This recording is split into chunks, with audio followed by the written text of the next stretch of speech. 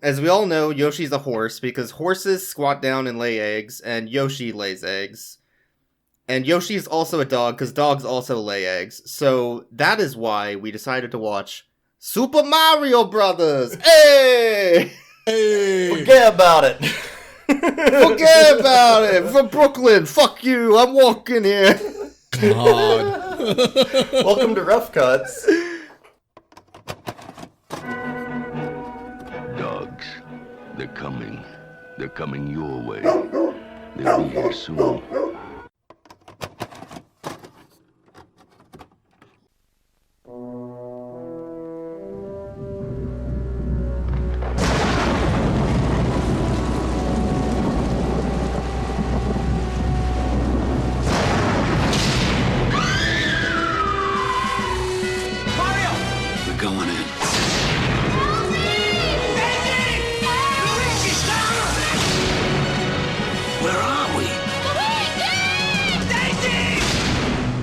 The princess. Where's the rock?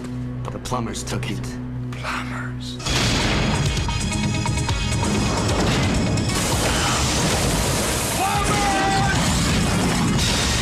Alien species escaping.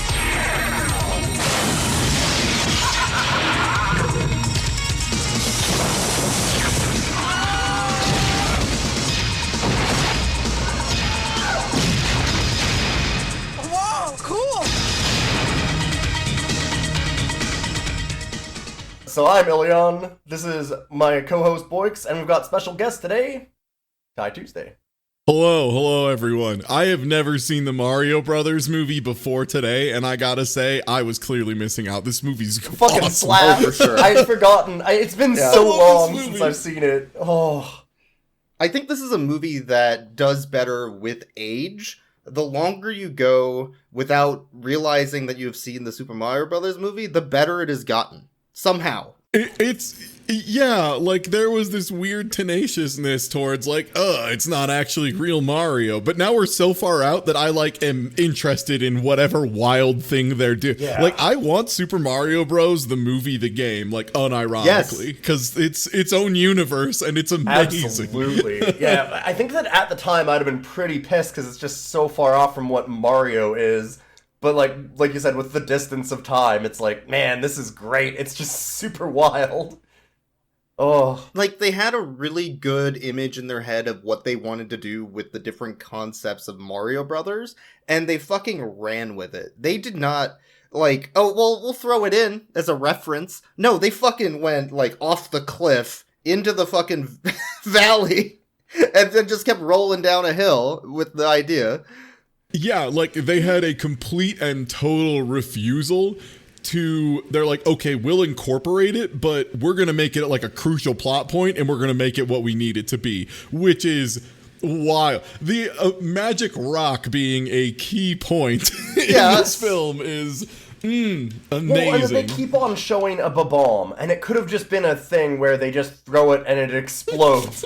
But they have, a 5-minute ba-bomb scene, which rules. It's so good. The ba-bomb is amazing. And every single person in the fucking film that sees the ba-bomb is like, holy shit, ba-bomb! Diving out of the way. And it's this tiny, inch-high prop that is just garbage. It looks like trash. It's so yeah, it's good. like one of those little wind-up toys with the two little tiny feet that kind of walk past each other. You wind them up and they just kind of strut along. And they just... Oh, they had so much fun with that thing. They have it, climb up a wall. At one point, they use the same footage, but upside down, and they're like, yeah, see, it's on the ceiling. It's definitely different, yes. It's an unstoppable force, the bomb. You can't quit it. It'll come for you no matter where you are. An inch at a time. This film does physical comedy so well throughout the entire thing. Oh, yeah. I am perhaps not John Leguizamo's biggest fan as someone who's been forced to watch the film The Pest multiple times, but John Leguizamo does a pretty good job of selling a lot of the little goofy bits here, and Bob Hoskins is just a delight throughout. Yeah, Bob Hoskins is... They have really good energy between the two of them. It feels less like they're characters, more like they're just reacting normally. It's weird. Yeah, they have a very natural way of acting throughout this insanity that happens, because it's a lot of wild shit All the actors, I think, just had an absolute hoot with this. Like, they were just going for it. Dennis Hopper monologues so like well.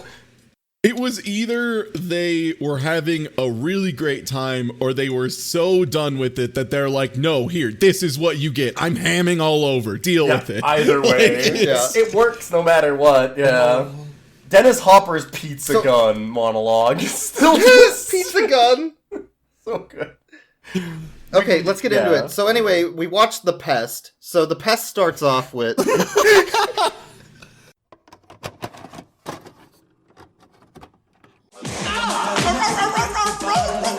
TriStar Pictures and the Bubble Factory present John Leguizamo as the Pest. All right, now I've got the upper hand, gentlemen. What's to keep me from shooting you right now? Ow! Oh! When I dance, they call me Magarena, and the boys, they say que soy buena. The Pest starts off with the worst and best part of The Pest, which is John Leguizamo singing about how he loves to impersonate people. And, The Pest. I have never seen The Pest, but there's no dog in The Pest, so I'm safe. Thank you. I think we're safe. Let's not talk about it. Okay, so Super Mario Brothers starts off with a, I guess it's like a weird computer animated MS Paint scene about how the dinosaurs died to a meteorite that landed in Brooklyn. Oh yeah, the beginning scene that it looks like it's done in Mario Paint. It's really and how it spawned the question about what if there was a parallel universe in Brooklyn, New York. A long, long time ago, the Earth was ruled by dinosaurs. They were big, so not a lot of people went around hassling them. Actually, no people went around hassling them because there weren't any people yet. Just the first tiny mammals. Basically, life was good. This is some graphics. Don't get no better than this. This is some Color a Dinosaur NES graphics. Where Brooklyn at? Then right here. A giant meteorite struck the Earth. Goodbye, dinosaurs. But what if the dinosaurs weren't all destroyed? What if the impact of that meteorite created a parallel dimension where the dinosaurs continue to thrive and evolve into intelligent, vicious, aggressive beings? Yeah, just like us. And hey, what if they found a way back?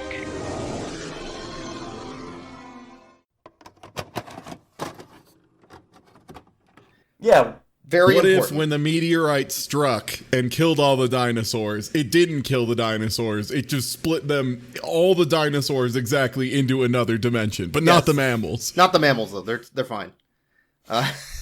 Which, honestly, like, a pretty good idea for sci-fi, right? Like, where are the dinosaurs? Well, they're in a parallel universe.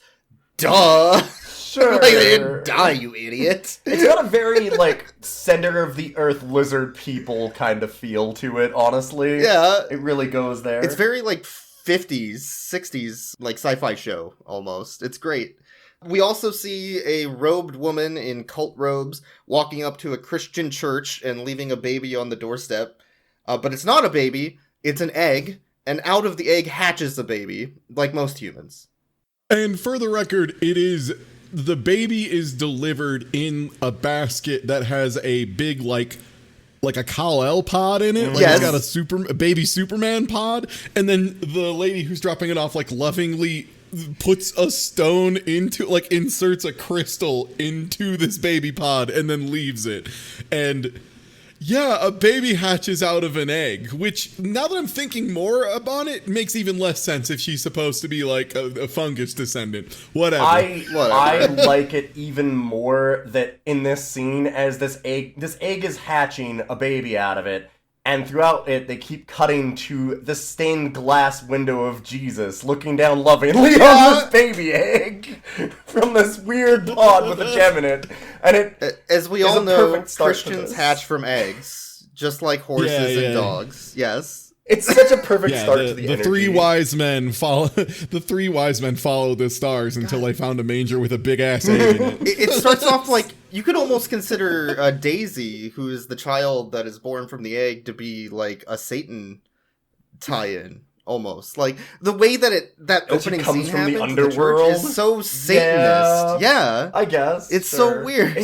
It does start with an like, I could easily see someone mistaking it and thinking the opening was going to be that, like the thing that hatched out of the egg becomes King Koopa or something. But no, it's the princess. Yeah. Princess Daisy. Yeah. Honestly, it almost... I, with your thing about it being Satan, I'm like, I could honestly see this being like a Hellboy opening, like Hellboy hatching out of the egg. I mean, like, they go to hell. Yeah. Like, not even very much far after this. They go to hell.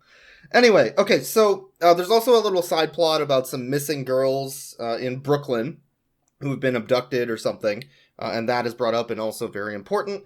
And then we're introduced to the Mario brothers, Luigi and Mario. I'm sorry, Luigi Mario and Mario Mario. There's a lot of Marios. Once again, this movie is not willing to it's very willing to just like make a joke out of everything. Like it's not afraid to be silly once in a while. And the Mario Luigi Mario scene is like a great example of that. Yes. Yeah, I mean they're the Mario brothers, right? So their last name has to be Mario. That's awesome. Mario. Okay, what's your name? Luigi. Luigi? No, Luigi Mario. Okay, look, how many Marios are there between the two of us? There's Mario and Luigi Mario. Mike! Up these Marios around the side. The only way it makes sense. It's logical. Otherwise they'd be the brothers Scapelli. Yeah, fuck Scapelli. You kidding me? Woo. Scapelli. Yeah, so importantly, Scapelli is the mobster plumber boss who is trying to muscle in on the Mario Brothers shtick, and Princess Daisy has grown up to now be a paleontologist? Yeah, like some sort of an archaeologist, paleontologist, yeah. Yeah, so Scapelli was doing construction and blasted a part of Brooklyn open, which opens a portal into the other dimension, and there's a bunch of, like, half-human, half-dinosaur skeletons in it, so Princess Daisy is investigating. Yes. She meets the brothers while looking for a payphone, and Luigi is creeping up on that Daisy. Real hard. There is one bit in here that is so good, and it's like Luigi's using the phone because like someone's calling like, oh, we need plumbers or whatever. Yeah. But as he's handing the phone over to Daisy and kind of being like, love struck or whatever. So the whole opening is that the Mario brothers are like desperate for work because the Scapellis have mostly taken over the operation, I think is the idea. Yeah, so as he's handing over the phone, just dumbstruck, you just hear this guy in the background being like, oh my god, this is the worst thing I've ever seen. Send every plumber you got. Jesus, there's water everywhere. As he's handing this phone over, and it's so good. Like, it's slightly muted, so you have to listen, but holy shit, it was funny. Luigi with just stars in his eyes slowly hangs up the phone as this guy's just screaming like, god damn it, I need the plumbers. Oh my god, there's turds all over. Sent like 50 plumbers. Jesus Christ, I'm drowning in shit. As a homeowner, anytime that there's a leak, that is exactly your reaction, so I felt this in my core being. They're trying hard to channel the Three Stooges, but there's only two of them, and it's working about as effectively as that can.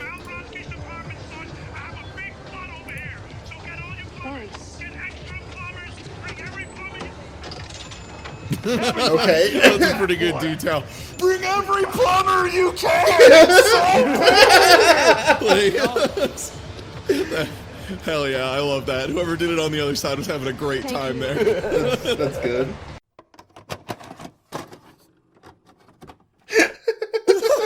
Oh. But then, then Luigi's kind of sitting over her shoulder, and he's like, I heard your Daisy. And he's the creepiest weirdo to her, and Mario comes in and saves his ass. Yeah. Yeah, they have very good, like, brotherly, but also clearly, like, mentor-student kind of relationship going on. and it extends to literally everything they do in this film in a really fun way. Like, Mario's kind of this schlubby dude, but it's very obvious that Luigi just thinks he is the master of the universe. Yes. Like, whenever there's a problem, he's just like, Mario will know. It's fine. Mario will know.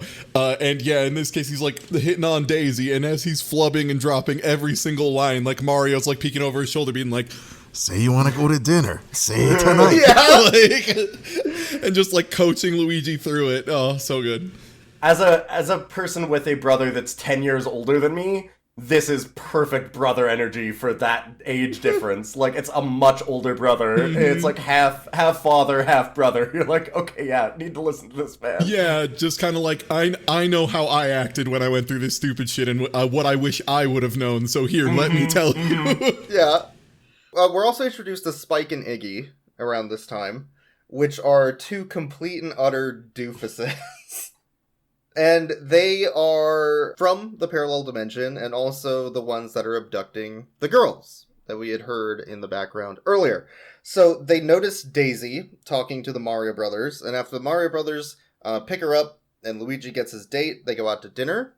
And then afterwards, since it's a double date, they accidentally abduct the wrong girl again, because they abduct Mario's girlfriend. They abduct Mario's Brooklyn wife. I can't believe... Yeah, so all of the women in this film, particularly like the girls that get abducted, they make a point a few times of just like a bunch of goyles from Boyklin. And they all have the thickest Brooklyn act. It's amazing. There is one of the girls who is in a constant state of having a cigarette like halfway smoked with her hand kind of half cocked out with her wrist limp, like people hold cigarettes very casually. Like, she's doing that though the whole movie. Like, every time she's in shot, she's got a half-smoked cigarette. It's amazing. Like, they made sure, they're like, we have to make these the most Brooklyn-ass women. They did field studies on Brooklyn, and they came up with the exact right conclusion that this is how Brooklyn people I take are a Brooklyn little women. bit of issue with how you are portraying this. Because one of those girls is from Queens, but she's all right. Oh, she's okay though. Which, again, jumping ahead a little bit, but there is a moment where, as they are being introduced to all of the girls that were, thought to be the princess or whatever, and yeah, they're going through, and Mario's wife's like, oh yeah, except her, she's from Queens, but she's all right. Hey, come on, hey, fuck you. Stop busting my chops. Hey.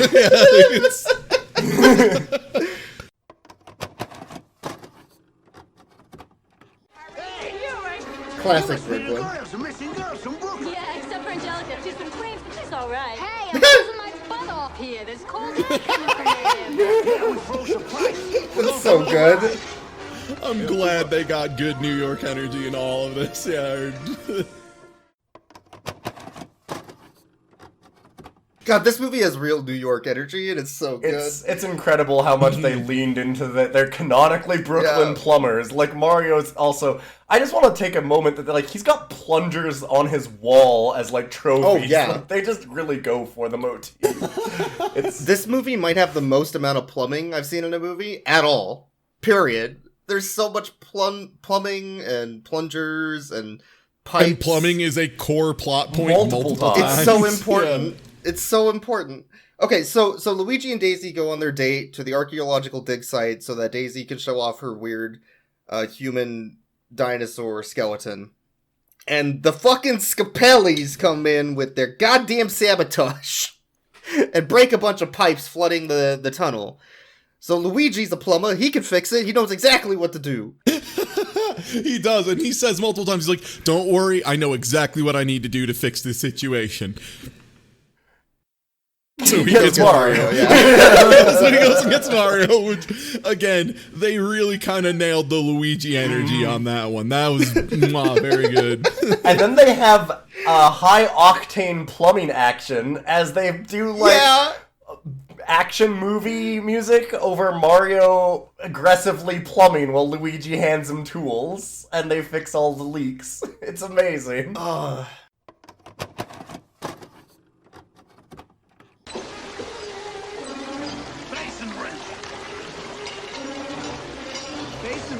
Whoa, that plumbing action.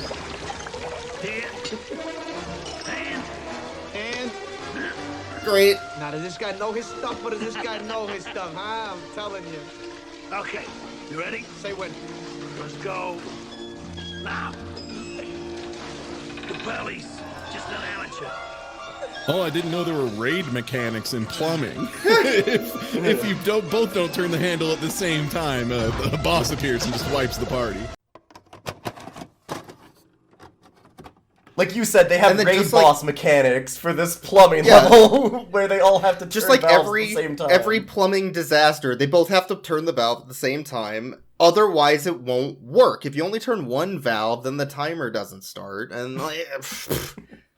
Then the other valve just cracks right open. Yeah. That's no good. Forget about it.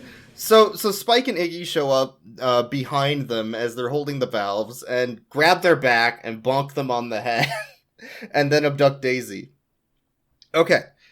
Now, Mario, who is a master of sewers, knows exactly the distance that echoes travel and which direction they would have gone. It's, again, this is a really good scene for just establishing, like, no, if there's one thing Mario knows, it is plumbing. Like, because, yeah, he just hears a scream and Luigi's like, oh, we gotta go. And Mario's just like, that was the echo, dummy. And Luigi's like, how do you know that was the echo? He's like, I have been in pipes for most of my life. Please, trust me, let's go.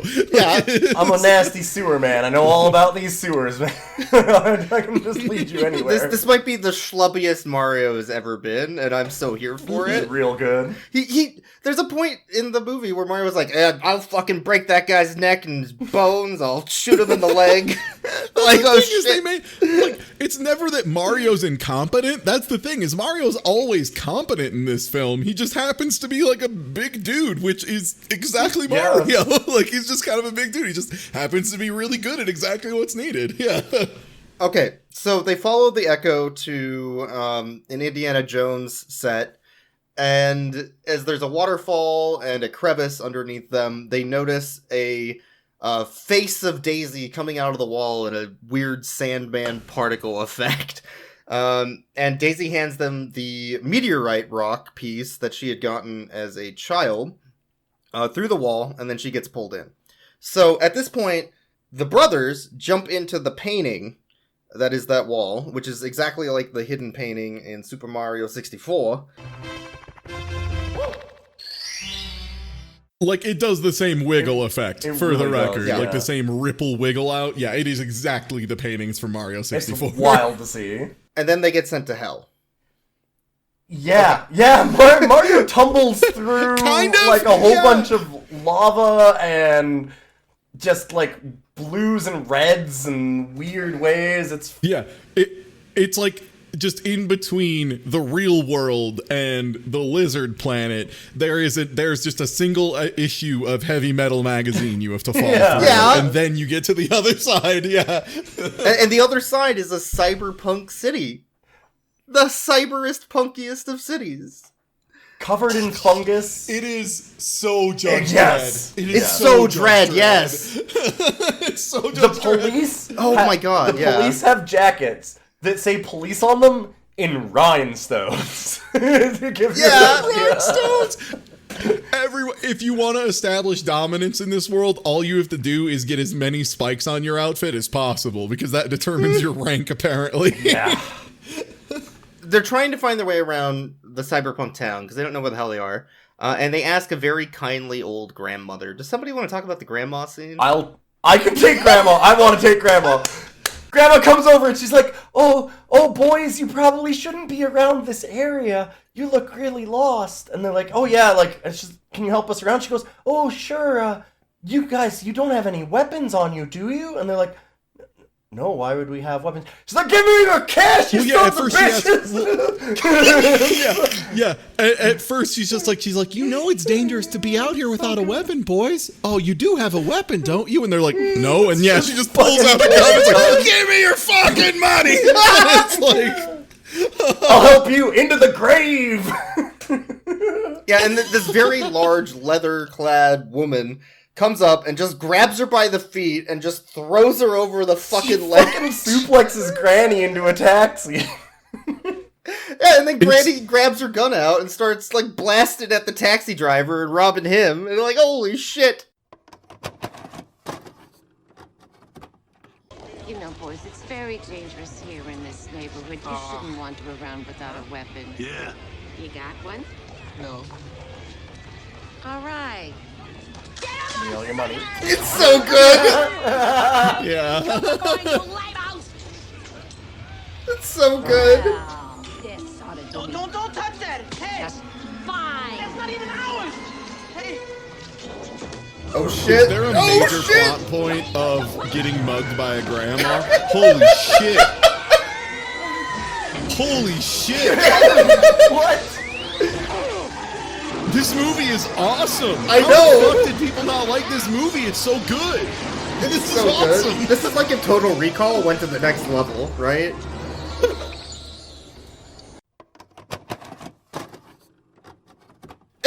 I just want to, for a second too, we say taxi, but these are cars that are like bumper cars. They have like these big electric rods coming out of the back of them that they have to eventually, it seems like they charge up maybe on like electricity in garages or something. And they've got these huge exposed hot rod engines that are constantly sparking They're just all the exploding. time. Like they're just a constant firebox. It's amazing. It's real good. They took the combustion engine literally, and it's just great. So Granny stole the meteorite piece, but this leather-clad woman stole it from Granny, and then jumps off with her super jump boots to the other side and steals it from the Mario Brothers. At this point, our Mario Brothers meet Toad, who is definitely starting a ska band on the street. Yeah, Toad is a Bob Dylan-esque figure, except no one likes him. Yeah. So, just like imagine Toad. if Bob Dylan sucked a lot, but was still saying the right thing. So what we're saying is that we got Toad down perfectly. They nailed Toad. And Toad. Toad's singing about how Koopa's like a fascist and a dictator, and he gets arrested by the cops, and then the cops are like, oh shit, is that a plumber? Get those fucking plumbers too! Yeah, at this point, Koopa just puts out an all points bulletin for plumbers, and Yes. I was confused and assumed that plumbing was a crime in this world, and no, it's in fact they just were using the fact that they were plumbers as their main identifier, which it seems like Mario and Luigi could just stop having plungers on. Yes, it's an APB, an all plumbers bulletin. Yeah. The prison sequence is really good. They get sent to the police station. They get asked their names. That's where we're finally told the canonical name of Mario and Luigi Mario. How many Marios does that make it?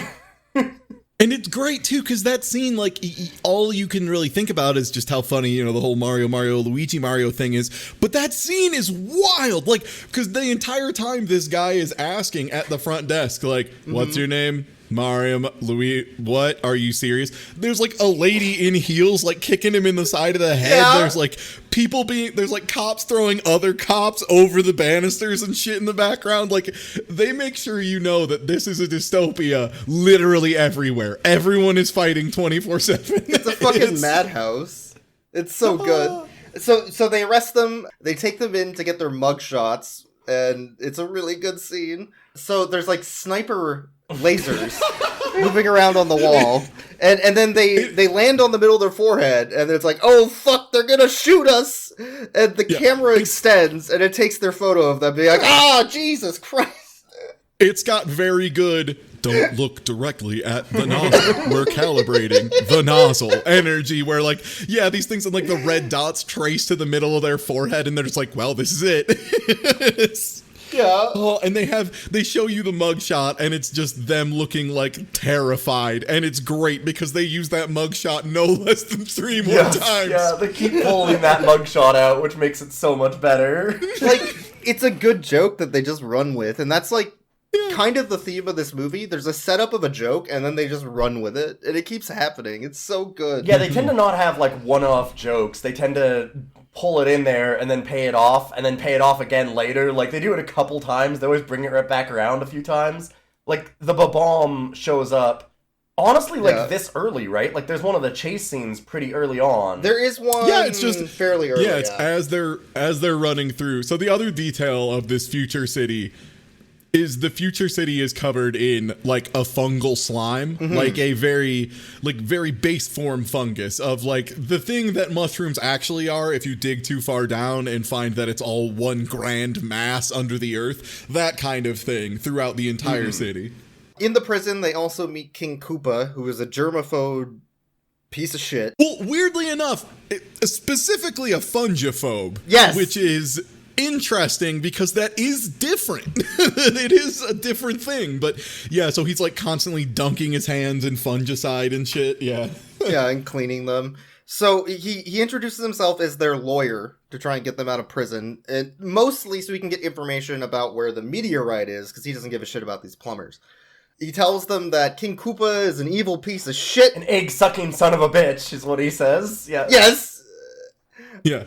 And it's, yeah, because Mario comes in and he's just like, all I know is I heard about this Koopa clown doing all this shit. Like, it was, yeah, calling him Koopa clown was like, yeah, that is the Mario Bros. Super show right there. Oh, yeah. We need to talk to this goofball, this Koopa guy. Yeah, this Koopa clown, this mother hecker. When they say they don't have the rock, Koopa gets very upset and starts sort of like grabbing Luigi. Mario tries to stop him and they fucking thwack him and then immediately disinfect Koopa's hands because, oh god, he was touching them. Yeah, so they have a bit where Mario goes to shake Koopa's hand when he first walks in, and Koopa, like, noticeably retracts, and then later on accepts it and immediately pulls out hand wipes and starts wiping down again. Yeah. And then, yeah, once there's a fight, it's even better because, like, it's this great escalation of you kind of realize he's a little bit too much about this, like dunking his hands and stuff. And then the payoff, one of the first payoffs is, yeah, as soon as he's done roughhousing Mario, he just immediately goes, ah, and holds out his hands, and one of his soldiers runs up and like sprays him with a huge bottle of disinfectant. It's so good. It's such good like physical comedy. I love it. Just like, ooh, gross, I touched the plumbers, please. Okay, so Koopa's plan at this point is to try and scare the plumbers with his de-evolution machine. So he takes Toad and the plumbers into the de-evolution machine room and turns Toad into a Goomba. And when I say Goomba, I mean a very tall, large-shouldered man with a very tiny head. So you know the talking heads where he has the real big suit so his head looks real small? Yeah. It's that, except the suit is that big and the head is that small. It's amazing. So good. The Goombas are incredible. I think, like, okay, so I think a lot of people were upset about what they did to the Goomba, right? Because the Goomba is just like a little mushroom dude with feet, no arms. And they turned it into this fucking talking heads guy.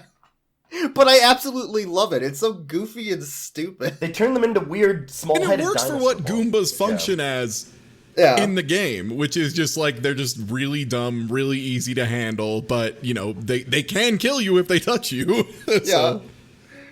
After that, the Mario Brothers knock out the two Goomba guards next to them, and then grab Koopa and put him into the machine and de-evolve him a little bit. And then they try to escape.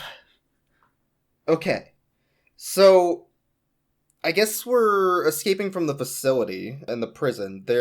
What are they doing? I guess they're, That's when they hijack a police car during this. They go to get the fungus gives them a bomb at this point, but they turn it down. Mario's like, what are you doing? Like, don't touch that fungus. You idiot. Grabs him and drags him into a police car. And they have a bunch of future tech in this, which, like, now we're looking at it, and I remember distinctly, like, Blix is like, wow, like, this was really in the future. And Tyler's like, yeah, like, I guess, yeah. Like, I didn't really think of it either, because it's so normal now. But they had, like, a whole GPS system in these cars. And it's like, wait, this is 89. Yeah, like all future technology, there's GPS, there's ripcords to stop your car so you can come in hot. God, I forgot about that. Yeah, they have. So, you know, on aircraft carriers, how when you're landing a jet, a lot of times there's the. Yeah, is it called a tow cable? It's called some kind of cable, but It's like the thing where you deploy a hook under the jet, and as you're flying in and coming in at, hundreds of miles an hour, you catch this thing to help decelerate you because you need another thing to decelerate you. They just had one of those in the police station. So as the car is coming in at like 120 miles an hour, Mario and Luigi are both in the back panicking, like, oh my God, we're going to crash. And then it just catches. It's so unnecessary. There's so many little details of this movie. Like, they really wanted to establish, like, this is a very stupid dystopia. Yes. Every scene that somebody drives awesome. a car, I love there's it. not a scene where they show a car driving that doesn't crash. Like, no. Even as they were parking valet at one spot, there was like point, like they had like a valet, and there's like cars coming up, and the cars just smash into each other in a line, and he just watches them, and he's just like signaling them to keep coming in, like they're all just that fucking dumb. It's really like good. Not even people riding bikes know how to stop. They all crash into things. Every person riding a bike crashes into something in this fucking movie. Just constantly in the background. That's the thing we didn't realize, but mammals are much better at piloting vehicles. So Luigi uses his video game skills clearly to hack the police car, and then they escape. But they escape in the stupidest way possible that I fucking love.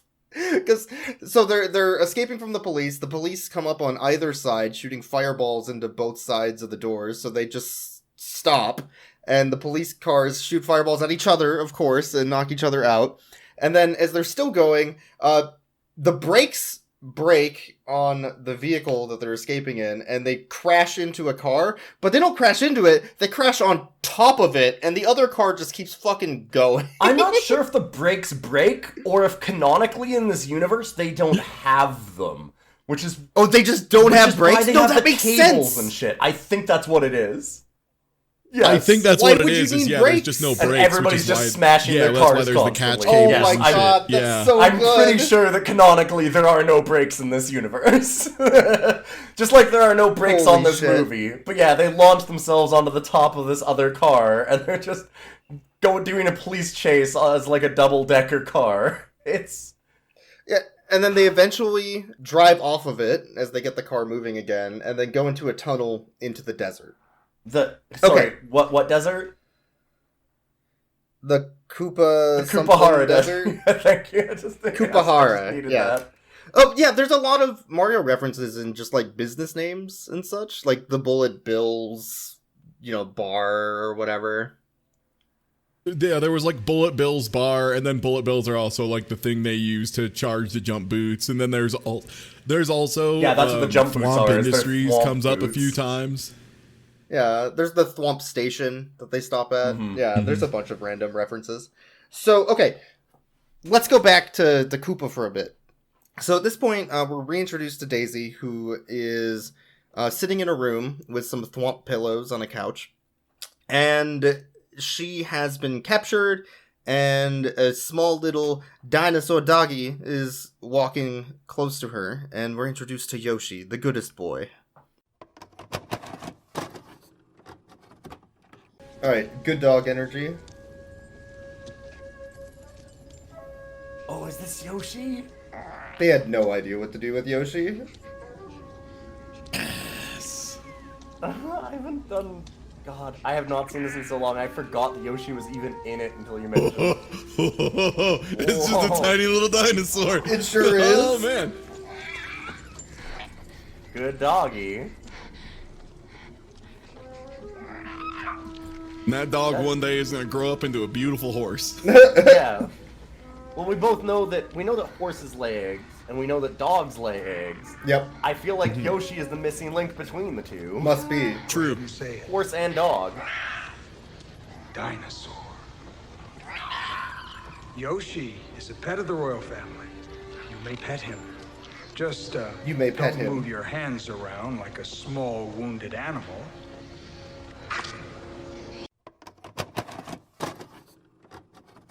I would say Yoshi's a pretty good dog in this movie. Yoshi does fill a very dog-like role and does just a great job beginning to end.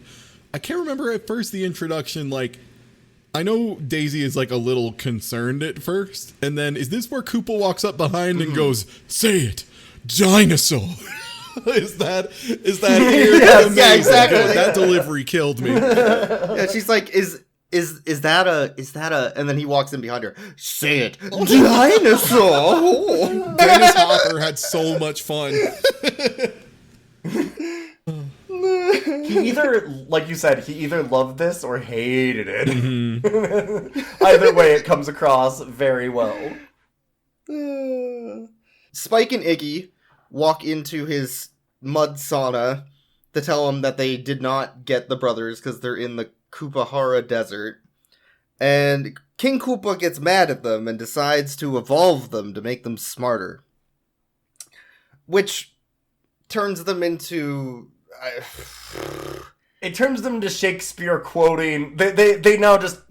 They're just as dumb, but now they go around and they go, doth thou here's the thing. want us to steal the gem? This movie is willing to go as silly in some points as it wants, and these two characters literally could be, if you just drew them as like a cartoon wolf in armor, they would just be the bad guy from the generic Saturday morning cartoon. The one who talks like this all the time, mister. Yes, I will get him this time for sure. And they like, they're those guys, and he literally does the thing that happens in every cartoon that runs long enough of those of, what if I just make the minions smart for a day? And it has the exact same result, which is they're just as silly, they're just as stupid, they just use more complete language and then also rebel, which is amazing. Yeah. Oh my god. So, okay. Spike and Iggy go to the desert. They go to get the Mario Brothers. The Mario Brothers capture them extremely easily because they're absolutely... Well, they capture themselves. They just crash. Yes, they do. They just crash their vehicle for no reason. And they talk them into telling them about the plot, which is that King Koopa de-evolved the Mushroom Kingdom king into this weird fungus, and that he plans on getting the meteorite so that he can re-merge the parallel worlds. And I think this is about where we started having the discussion of how bad of an idea it is to turn your greatest enemy into a grave mind, which is exactly what Koopa did. He turned him into an all-encompassing fungal being that runs throughout the entire city and world. Like, as Ilian put, you can't kill me in a way that matters. Like, why would you give that gift to your enemy? I'm everywhere at all times. I see everything, and you can never kill me. Thanks. Yeah. Thanks, I will outlast what a horrible every curse. single one of you. If you chop off a piece of me, it becomes food for me. Like, there's nothing you can do. So they need to come up with a plan to get back to the city because the entire world is a desert except for the one city, as we can see on the globe. Yes, that has a model if you on play it. Final Fantasy 14, there is a point in the Shadowbringers campaign where they show just like a tiny circle of a city on top of an otherwise completely blank globe. It is literally that globe. It is dead on. Like, there's a single circle, and he's like, that's my place. And then he just spins the globe around, and it's just blank. With this big ass city off of it. It's great. So their plan is to knock out some garbage men and steal their truck to drive back in. So they hide behind some rocks. Mario cocks his plunger and reloads it, I guess. And then they knock one out with a wrench and plunger the other one in the mouth in a very weird fucking way. Steal the car. Okay. So, the reason they're going back into town is because they need to find Big Bertha, which is the large leather-clad woman that stole their rock, which is also the name of the giant fish that will eat you in Super Mario 3. Mm-hmm. So, I appreciate that they took Big Bertha to this extreme of leather-clad cyberpunk woman. Huge lady, it rules. Who will knock you the fuck out, by the way. Which we find out because... Mario ends up in a mustard suit with mustard-colored gloves. Yeah. Well, Luigi's in, like, a red suit, and they're wearing, like, all kinds of manhole chains. Like, they're covered in, like, plumber attire. Like, it's amazing. They're like the filthiest 70s disco dancer that you've ever seen. And I also kinda like love it purely from a cinematography standpoint because it makes both of them very easy to keep track of in this large crowd of people. Like you will always know where Bob Hoskins is because he is the brightest object on screen. But he goes to put the schmoovs on Big Bertha here because he's like, oh, I'm gonna watch this, Luigi. I know how to talk to women. He goes over to her and she just fucking nails him in the mouth. So he gets up and he goes, oh, I like the way you hit me back there. That was real good. Yeah, so then she wants to dance. He's just like, because Mario knows. He's like, hey, can you hit me again? That was real good the way you hit me. And she's just like, I'll let you have everything you want. Just dance with me. And he was like, all right. Like, and that's how Mario adds to his Brooklyn wife with his dinosaur wife. Yeah. Mario is really into that, in case you were curious. And yes, this is the story about how Mario started a harem in the cyberpunk parallel universe. Mario's got 2 wives to go with his 2 names. Oh, Jesus. Okay. But yeah, so it's like an extended dance scene kind of thing with some good physical comedy bits of, he's trying to steal this rock from around her neck that she's still wearing as, he's also trying to dance. Pretty classic little physical bit. And he does get it, and then he just runs away, leaving her brokenhearted on the floor, just like, my Mario. I love that man. He would let me punch him. Yeah. And then the Goombas and oh god, what was Lena. her name? I forget. Lena. Yeah, Lena. By the way, Bowser has a wife named Lena in this film, just as a heads up. Yeah, we didn't know the term Bowsette for years, but I'm pretty sure this is what that we would have referred to her as Bowsette if there was a term for that. They're throwing the meteorite back and forth over the dance club away from the Goombas trying to escape. Right. Yeah, as soon as they see the guards come in, they immediately, like, Luigi just turns to him and he's like, you know how we know football strategies really well? And he's like, yeah, of course we do, my brother. And so they just are doing football calls as they throw this thing back and forth. And then Lena steps on it and they capture... Well, they don't capture the brothers. They do capture Spike and Iggy. Though, because they're sitting there at the bar getting drunk, talking about fascism and that fucking literally, Koopa he made his minions just a tiny modicum smarter, and they instantly rebelled. Like, it's great. Yeah. Just like, oh, huh, our boss is kind of a huge oppressor, huh? We should stand up to weird. him. Yeah.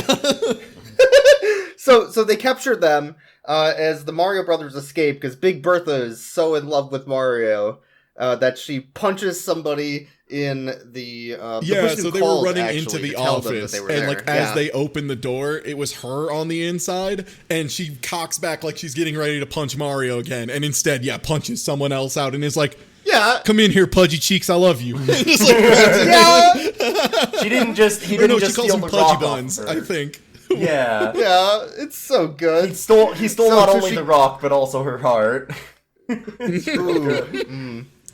So she tells them to use the Stompers, which I would like to think cool Destiny 2 has a very important legendary piece of equipment called Stompies that let you jump better, and I'm praying it's a reference to this. Yeah. Yeah. It could be. So they escape, and what happens? Oh, the pizza scene. The pizza scene. All right, the pizza. I think that we need Ty if you want. The you should pizza probably scene take is this one. Dennis Hopper in his full Bowser regalia, just casually holding a gun in his hand, pointing it at the screen on a video call with the pizza place, ordering a pizza. So, like, it looks like he's pulling the ultimate future power move of, for some reason, instead of calling to order, like, they use a video call to order, but also just holding a gun and being like, you better get this pizza here on time. It turns out later on this wasn't as much of a power move as I thought, because technology in this universe is hilarious. Yeah, it's a light gun phone. Yeah, later on they show that all phones are operated with light guns, so you never know if Bowser's threatening you or trying to make a call. It's really good. Python Pizza here, may I help you? King Koopa here. Koopa's ordering pizza. Yes, I'd like the Koopa special. Pterodactyl tail on that? Yes. Dino, lizard, hold the mammal, no worms, and spicy. Great. There's an in-universe pizza with a gun. Yeah. When I'm on video, when I Zoom call Pizza Hut to order, I make sure they know I mean business. So I always show myself polishing my katanas in the back. So good.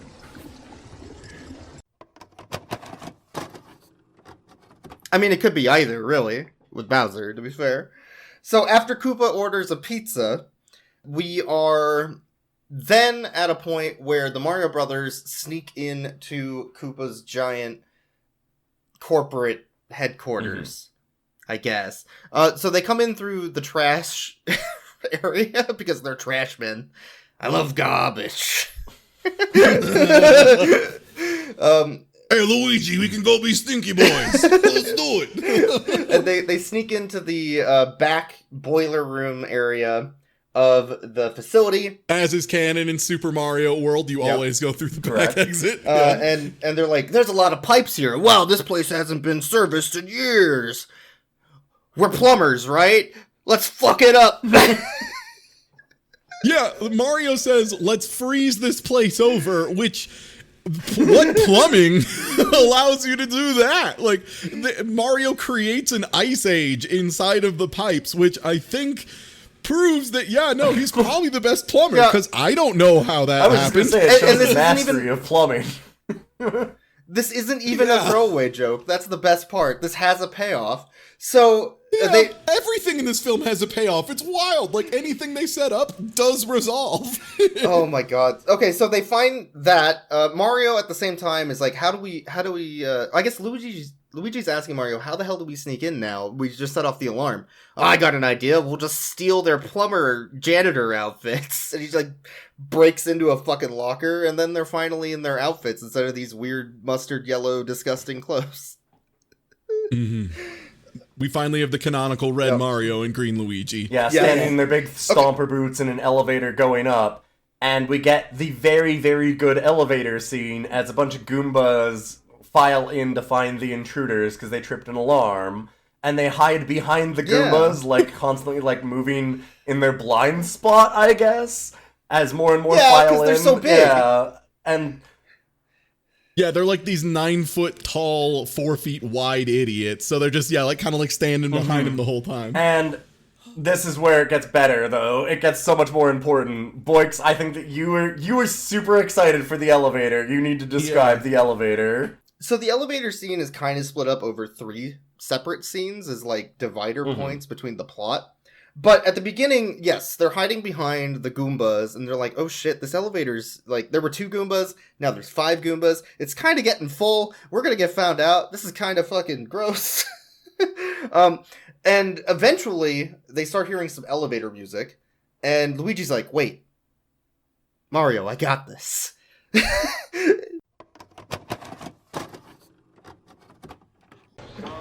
Okay, this scene. This scene. What? The scene. What is he? Teaching the Goombas to dance. Yup.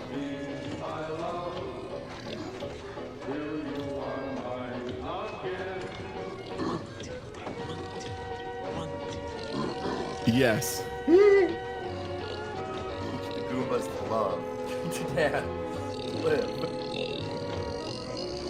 Oh, hey, I'm kind of feeling it. Ooh, kind of schmoozing. Okay. Yeah.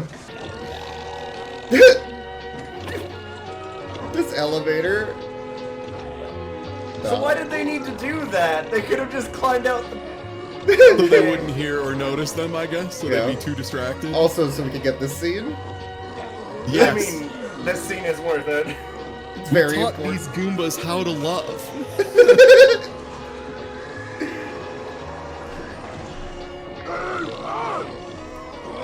Oh shit!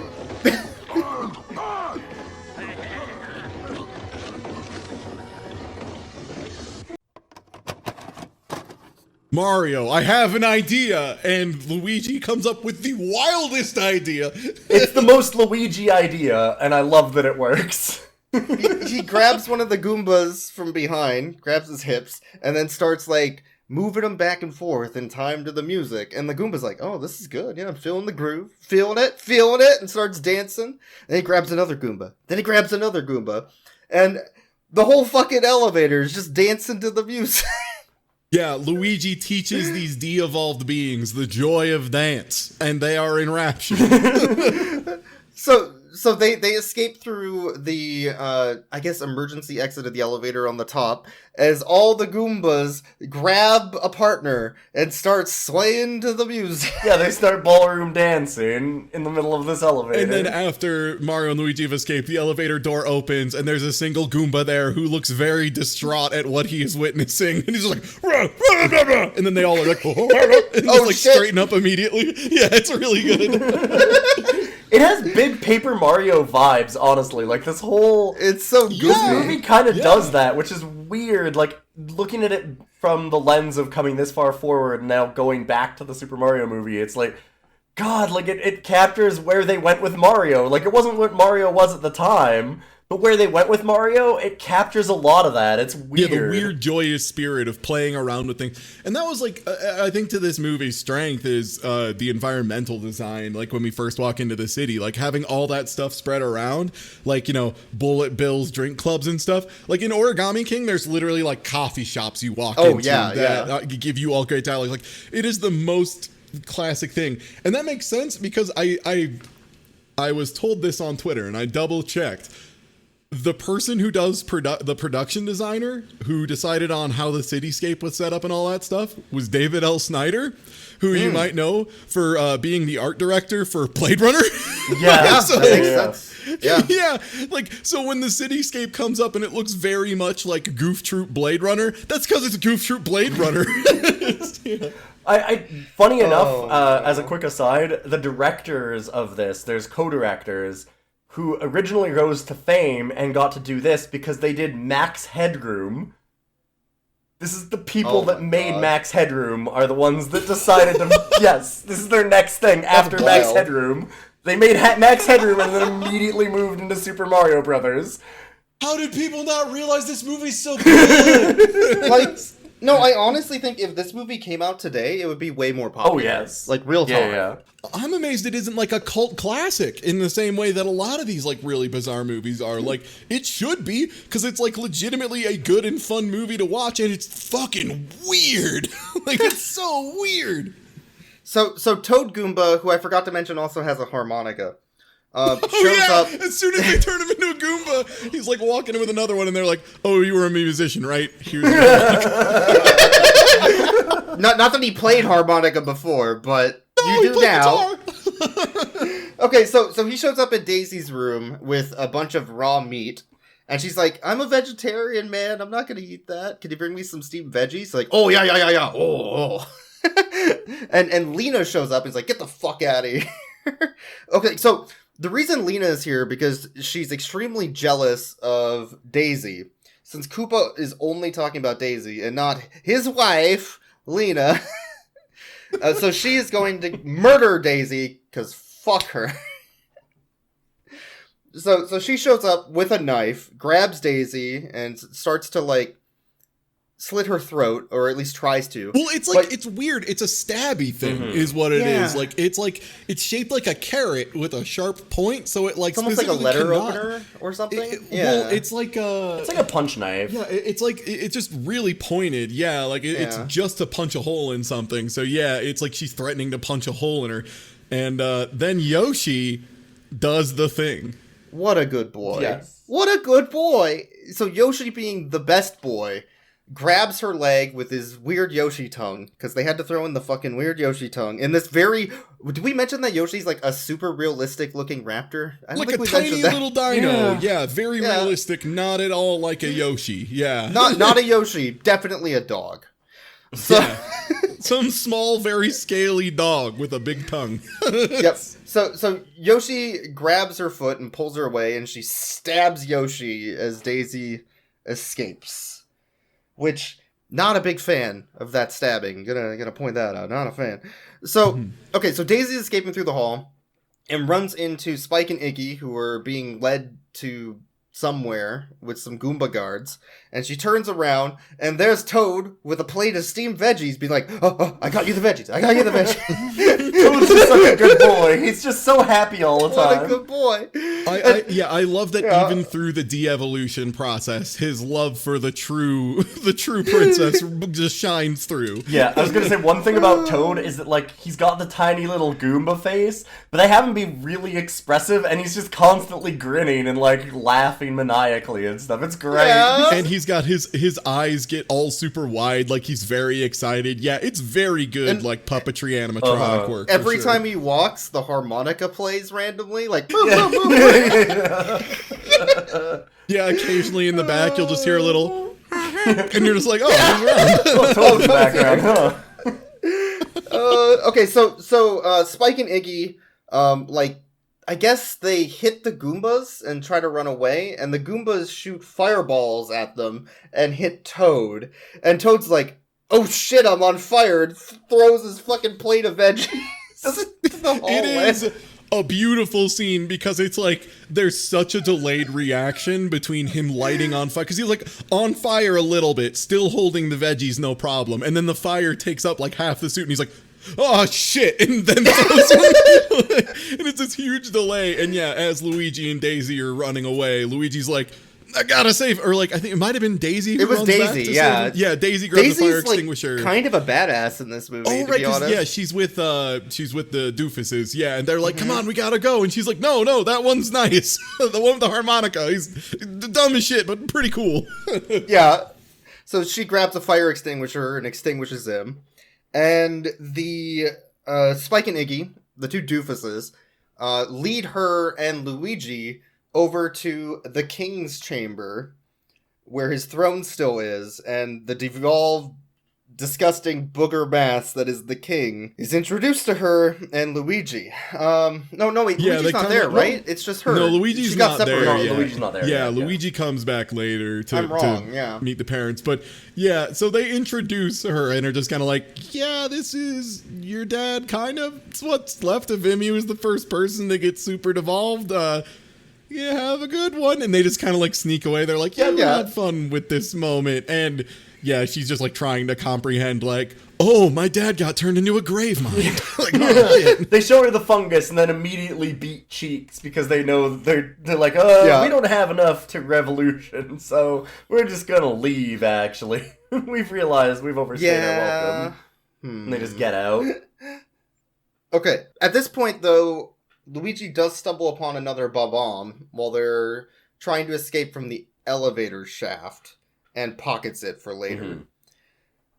And Lena has stolen the rock from Daisy at some point and then runs over to the meteorite to try and reinsert it and combine the parallel worlds again. Yeah, she's like, not only Daisy, it's not just the royal family that has this ability. I think anybody can do it. I'm just going to do it myself. Yeah. So she is doing that. The elevator shaft scene is where Luigi thinks that he can fly because he tries to jump across the elevator shaft and gets his pants hooked on a crane, and so then he tells Mario to jump, and Mario just falls down the shaft like a doofus. Classic Luigi. But yeah.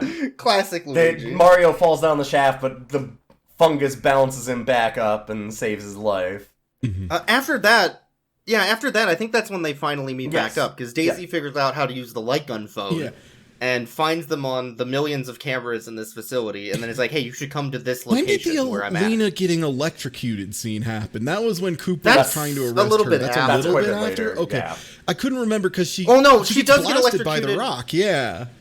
Yeah, it's a little bit after. She doesn't get the rock yet, I guess. I think I'm skipping ahead. Yes, yeah. So, okay. This is confusing because there's so much shit happening. There's so much that happens concurrently. Yeah, it's kind of wild. Okay, so after they meet back up, Daisy's like, they found all of these Brooklyn girls. Oh, and hey, what about your girlfriend? Oh, shit, I was supposed to take her to WrestleMania. Yeah, it's so good. Mario. No, Mario, that's not what I mean. I mean, they took your girlfriend.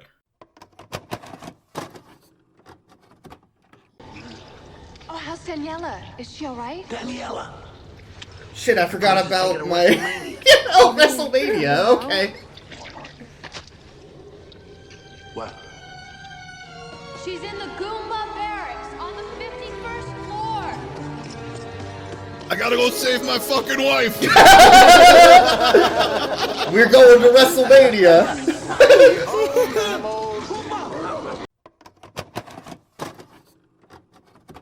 Oh fuck, I gotta get my girlfriend. Yeah. Mario got too into his dinosaur wife and forgot about his Brooklyn wife. Yeah. So he runs off on his own, and then this is when Luigi and Daisy get caught by Koopa, because they run into them in the hallway. Okay, I'm finally back to where I thought I was. Yeah. Okay, so Mario goes to the room with the Brooklyn girls, and tries to sneak in, but one of them's like, yo, it's Mario! Yeah, he's like crawling across a bridge with a grated floor, and he like calls his wife over, and it's just like, shh, don't say anything, it's me, I'm here to save you. And then like, his wife walks over and is like, oh, hey, look, don't say anything, shh, be quiet, Mario's here. And she looks up and she goes, hey, Mario! And it's like in the most Brooklyn fucking way. Yeah, I was like, sorry, American energy just took over me and I couldn't help it. Okay, so they knock out the guards and are removing like a grate over some sort of a weird like ventilation air conditioning system. Which is like partially frozen over to remind you of the time Mario froze over their entire ventilation, I guess, through the plumbing. Sure. And then as some other Goomba guards come in to go get them, they slide in on a mattress, which is a Jamaican bobsled, through this icy toboggan fucking course through the pipes. And the Goombas come in on their own mattress after them. Oh, and the Goomba bit is so good, because, like, as they're going through the tunnel, like, there's one part where, like, Mario's like, watch out, and they duck under some icicles, and one of the Goombas gets knocked off, and they're having a laugh. But the part that makes it so funny to me is there's a part where they finally, like, both fall off, and they lose their mattress, and they're like, oh, we lost him. And then you see one of the Goombas sliding down on top of another one, as if it was the mattress. And I'm like, yes, absolutely. Like, that is the correct way. Like, have both of them get knocked off, and then one rides the other. Amazing. Yeah, they went so far with the joke, and I so appreciate it. Okay, so Mario and the Brooklyn girls come sliding out at the end of the tunnel. At a hell of an angle, too, I might add. They despite their slow speed, they keep a solid, like, 30 degrees to the ground the whole way. And they bash into the Goombas that had grabbed Luigi and Daisy. But that doesn't matter, because King Koopa's there with his de-evolution beam, because now they have it portable. And he's ready to fuck them up and get that rock back. Okay, so they eventually dumpster him into, like, a bin, and then he starts just blasting at him, and Mario's like, I gotta stop that, he's blasting at us. Oh, this is when he still had a flamethrower, for what it's worth, because they had a lot of scenes of him shooting fireballs all over the place. Oh, was it just a flamethrower? Yeah, okay. That's the thing, too. They decided that, like, since fireballs were a common weapon in Mario, the way they should signify that is, like, half of the troops in this world are armed with a flamethrower, which is a nightmare of Geneva Conventions. So, like, this is, like, really awful weapons, and they're just, they all have these things. And the other thing we forgot to mention is they do show it earlier on. It's not used yet, but they have Koopa, like, sitting in his room, kind of like polishing one. And it's a portable de-evolution ray. And what it is a super scope painted matte black, which is very good. Yes. It's just a super scope. 100% it's super scope. But he's in this bucket hanging over the street, and Mario leaps up underneath him and like grabs onto it. And this is where I believe Ty was like, I love this part because this is where Mario just realizes, oh shit, I'm just kind of a schlubby guy. He's like holding on to the side of this bucket. And he got lost in the sauce of this whole adventure and forgot, like, oh yeah, I'm just a guy. I'm Bob Hoskins. I can't do this. He's like struggling to climb up. He's like, I've made a terrible mistake. And this is where they drop the stone and Lena sees it. And what Mario does to throw off King Koopa is he unlaces one of his shoes, because the stone was on like this like leather kind of strap, like almost like a work boot shoelace. And so he wraps that around his hand and makes it look like he's got the stone in his hand and has like the leather straps hanging out, so he can still pretend like he has it. This might be the smartest Mario has ever been portrayed, I want to point out. Yeah. Just throwing that out there. Well, again, this is And like that's a where super Lena competent grabs- Mario. Like, they make Mario the everyman who is able to do the things an everyman should be able to do. Like, think on your feet and repair shit. Like, it's great. And then this is where Lena jumps at the rock as it's falling and gets electrocuted and gets her Frankenstein hair. Okay. Yeah, for no reason. We all thought that. I was like, oh shit, that's a horrible way to die. And then she just gets up and walks away. Yeah. Oh, okay. Sure. It's like screaming while running into the tunnel, like, it's my time! Ha ha ha! Like, the dumbest fucking thing. And then that's where she runs to the meteorite, tries to insert it, and then gets skeletonized against the wall instantly. With her hairs in the wall, too. And it's fucking great. Okay, so that's because Luigi and Daisy went after her to go and stop her. Okay, and that's so what that is happening. As they're trying to stop her, she inserts the meteorite. And at the same time, Mario is mano a mano against King Koopa.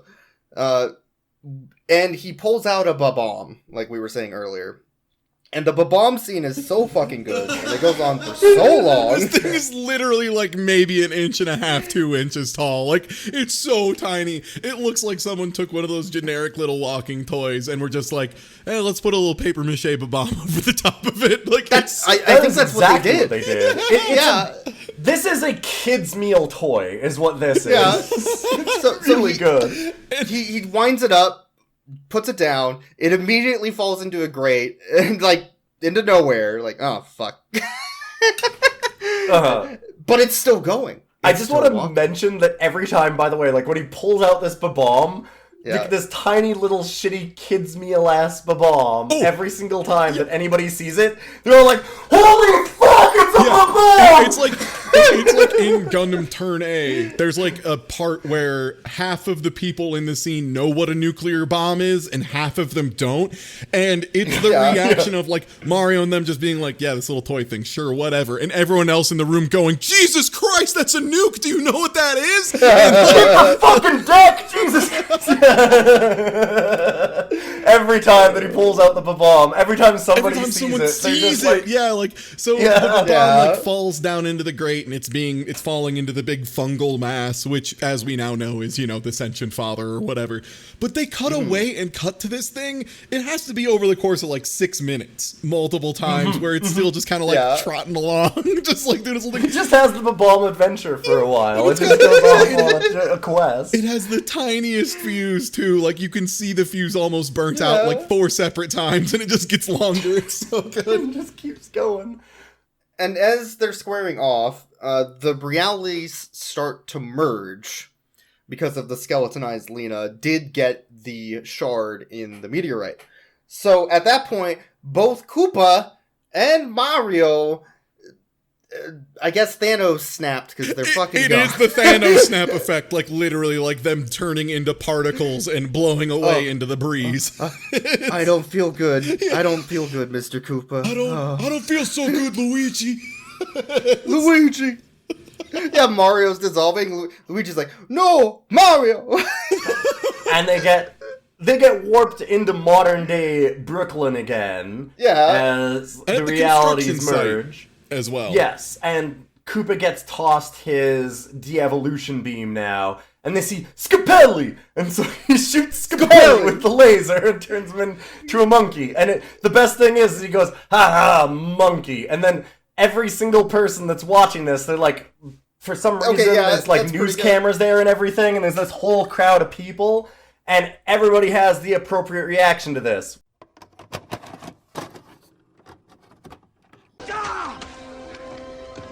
It's Brooklyn! My world! Give me that Devo gun! Scapelli! Oh, wait.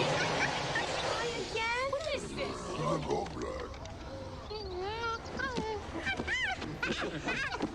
Monkey! Monkey! Monkey in a suit is really good. The wink! Scapelli?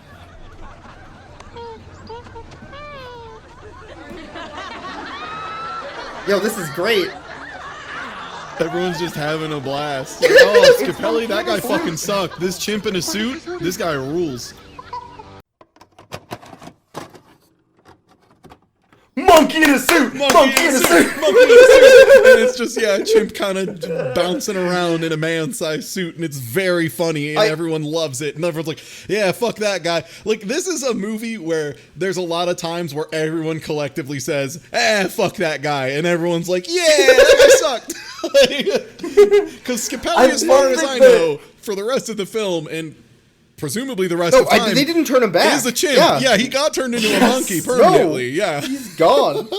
He's just now a chimp man. Scapelli. But I love that this is Bowser's big weapon, right? This is what he's going to use to take over the world, and everybody reacts to it with, like, gales of laughter, because it's amazing. It turned that man into a chimp. Did you see that? It turned that man into a chimp. It's so good.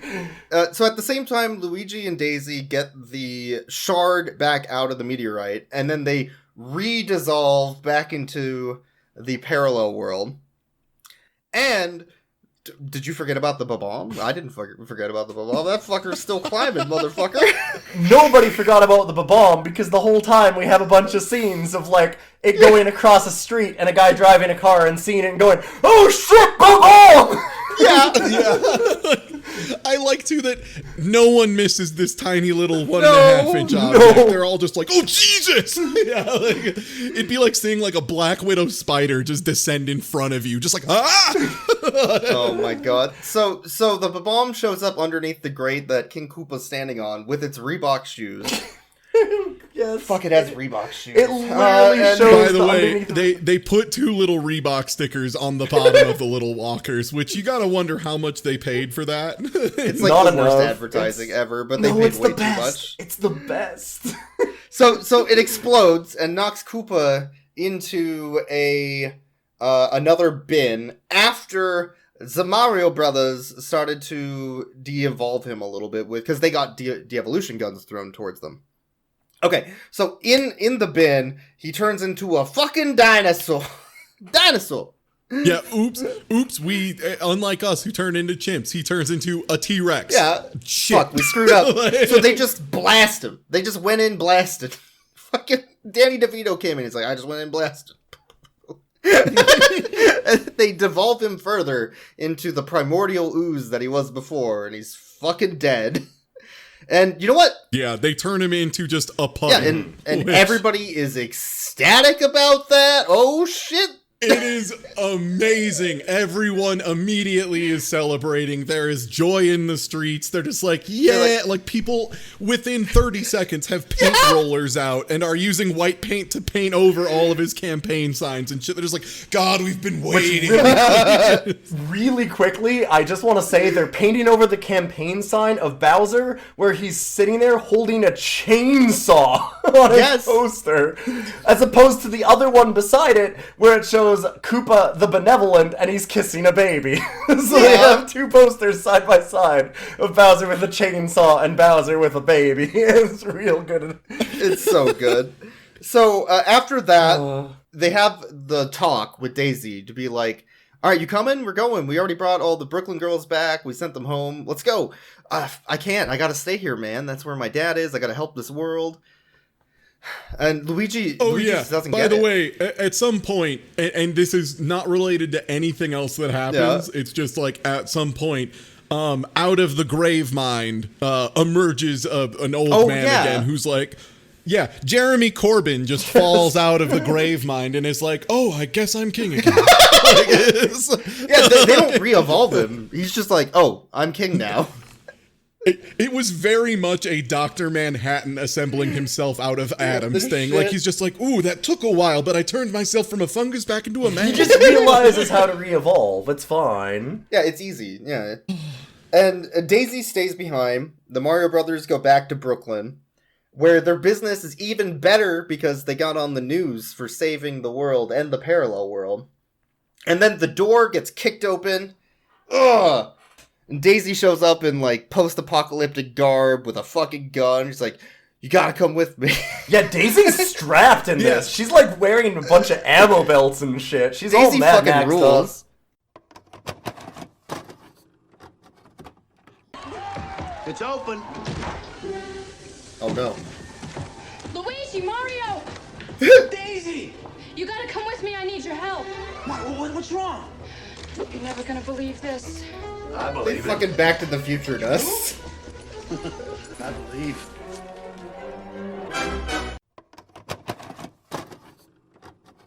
It's amazing. There's ammo belts, and one thing we didn't really mention too much is they use like really big, like 30mm bullets, like things that almost look like big shotgun shells, and have little bullet bills painted on them, and that's what they were using as charges for the stompers. But she comes in just strapped with just like an ammo belt covered in bullet bills. The other thing is when they do get mentioned on the news, the guy is going through and talking about all the stuff they did, and he's like, and in fact, I would call them the Super Mario Brothers. And it was like, yay!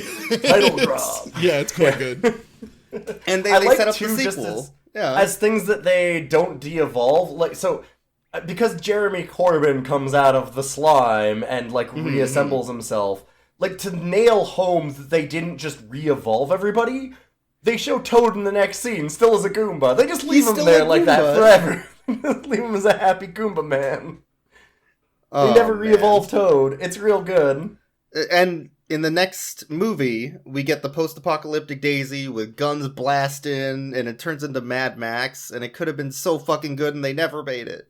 They never made it. What a tragedy. People really misevaluated this movie. I mean, like, don't get me wrong. It's not a great Super Mario movie, but it totally is. Like, it's the best Super Mario movie, despite not really being a Super Mario movie. Look, they took the elements and they made them work, and they had a great time doing it. And, like, I mean, they made New Donk City. Yeah. Like, they just made a New Donk. Yeah. Like, It's funny looking back at it now, because I haven't watched this in, like, 20 years, but the funny thing for me is seeing the places that Mario has gone now, this feels more in line with Mario than it did then. Like I said, like it feels really in line comedy-wise and stuff with, like, Paper Mario stuff, right? Like, the Goombas ice sliding on the Goombas themselves. Oh, yeah. Shit like that is I could totally see that being a bit, just like an escape sequence out of an ice elemental temple, and as you're escaping, there's 3 Goombas chasing you, and then one falls off, then another falls off, then they all fall off, and then them riding on each other comes after you. Like, that is exactly a Paper Mario bit, for sure. Yeah, like, as much as it doesn't actually follow a plot like that, like, the feel of it, the tone of it feels super like what Mario is now in terms of, like, a lot of that stuff. Chasing a gem to prevent the dimensions from merging is, like, shockingly Paper Mario in and of itself. Yeah, which, like, oh no, there's 7 crystals because we have 15 hours to fill.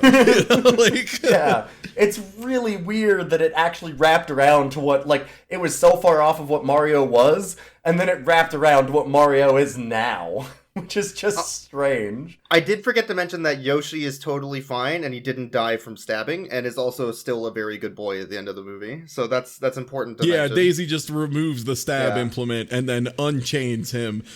Because apparently Yoshi had a long enough chain on his collar that he could walk from the top floor all the way down to the king's chamber. Yeah. On his chain. Yeah.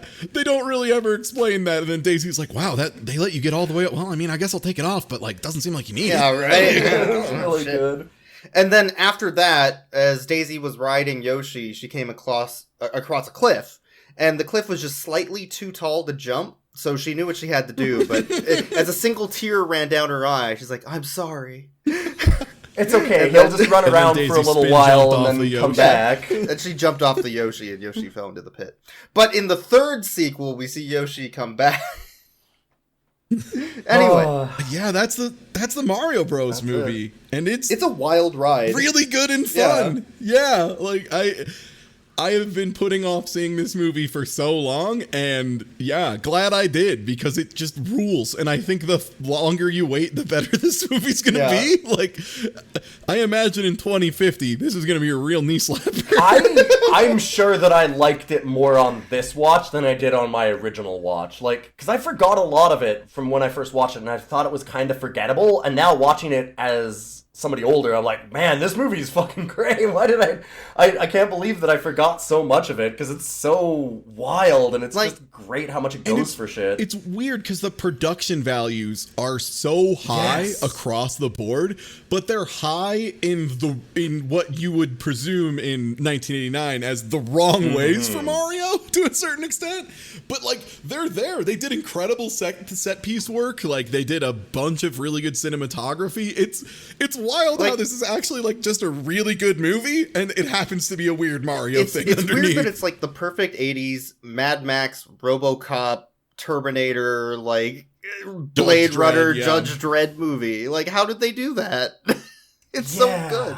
Yeah, the underground city is just such a pastiche of all those kinds of things. Like, and every scene in the background, like as they're doing all the chase sequences and stuff in the underground city, every scene is loaded with like cars exploding in the background, like people stabbing each other. Like, it's just like this weird fight all the time cyber dystopia, and it's turned to 11. After seeing this movie, there is nothing I want more than in Super Mario Odyssey 2 to have like Dinopolis as a like full world. Because like New Donk City already ruled, and that was like super pleasant, nice time. You could even have it be a parallel world. Like, you fall into a parallel dimension in New Donk City and you're in Dinopolis. Like, that would be amazing and follow the canon of the Mario Brothers movie. Just go to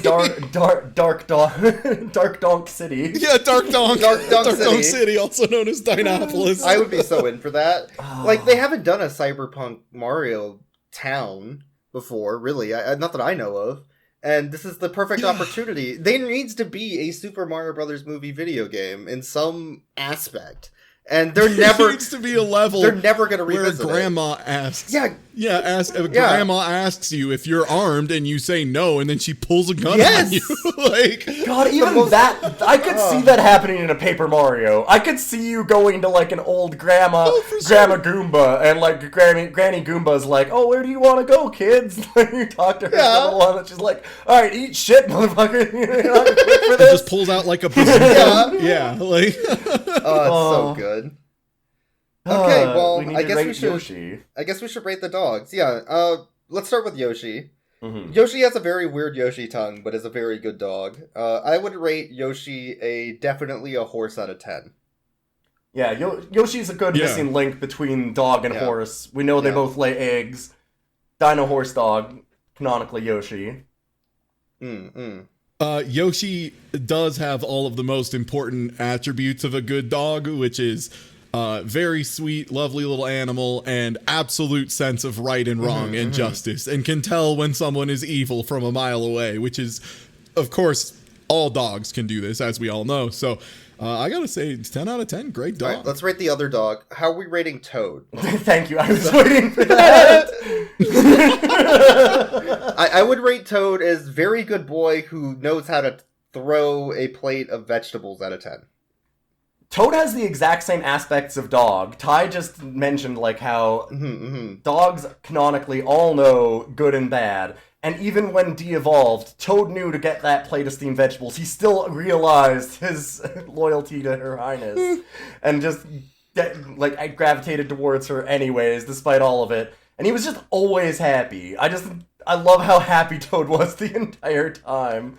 The eyes that they have for him are just incredible. If you haven't looked up, just look up Toad Super Mario Brothers movie. It's just an incredible animation. Yeah. Yeah, just a really good dog through and through. I think I gotta give the Goombas David Byrne out of 10. Well, thank you for being here, Ty. We super appreciate it. Yeah, always a pleasure. Now I'm just looking at pictures of David Byrne in his real big suit. If you have not checked out Ty's stream, it's twitch.tv/TieTuesday. Is there anything else you would want to plug? Oh, that's Podcast of the Galactic Heroes. It's Gundam_podcast on Twitter. That's the one I run as well. So yeah, and it's really, really good. I highly recommend that podcast. There's some wonderful bits in it. The whole Turn A Gundam stuff was fantastic, and you're on. Yeah, it's anime talk. We're doing Cyborg 009 right now, which is wild and constantly one-ups itself. We went from well, how are they going to top fighting cyber dinosaurs? And then the next episode is, we have to fight God. And you're like, okay, that's pretty wild. How do they top that? And then you get extra dimensional aliens that are unknowable colors from space. And you're like, I see. And end of every season, we do a bad movie. We did Paul Blart 1 and 2, Grown Ups 1 and 2, and Sex and the City 1. And presumably at the end of this season, Sex and the City 2. Which is, God. Oh boy. No. Sex and the City was like 3 hours long too, wasn't it? Yeah, so is the sequel. I'm looking forward to that. Enjoy. But thanks everybody for listening. You can check us out. We're on Twitter at RuffCutsCast, which is RUFF. And you can also send in suggestions for movies, or we actually have even gotten fan art from a couple of things with Benji the Hunted. You can send it in to roughcutscast@gmail.com. Right. And remember to always open the door, get on the floor, and definitely walk the dinosaur.